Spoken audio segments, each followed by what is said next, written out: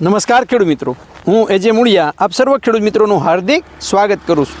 ખેડૂત મિત્રો, ખેડૂત ખુશ તો બધા ખુશ આ વાત લઈ આપણે દર વખતે એ કંઈક ને કંઈક નવી માહિતી સાથે એ મિત્રો મળીએ છીએ।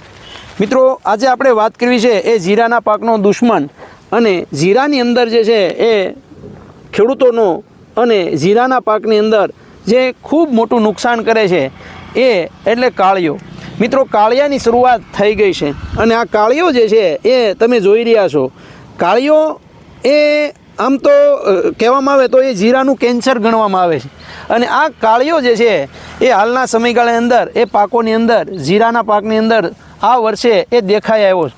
તો ખેડૂત મિત્રો, આ કાળિયો જે છે એના લક્ષણો જોવામાં આવે તો આખું ખેતર જે છે એને આવી રીતના જે છે એ ઊંડાની અંદર એ આગળ વધે છે અને આખું દિવાળી સાપી દીધી હોય અને જે પાક બળી ગયો હોય એ પદ્ધતિથી એ જોવામાં આવે છે।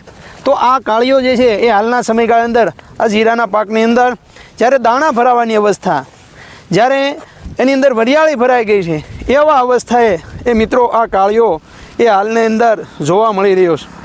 ખેડૂત મિત્રો, આ કાળિયો જે છે એની શરૂઆત જે છે એ હવા દ્વારા પણ જે છે ફેલાય છે, પાણી દ્વારા પણ ફેલાય છે અને આખા ખેતરની અંદર એ ખૂબ મોટું નુકસાન એ મિત્રો આ કાળિયાના કારણે એ થાય છે। તો મિત્રો, આવો કાળિયો જે છે એ જો તમારા પાકની અંદર એ ન આવે, એના પગલાં આપણે ભરશું તો આપણને વધારે ફાયદો થશે।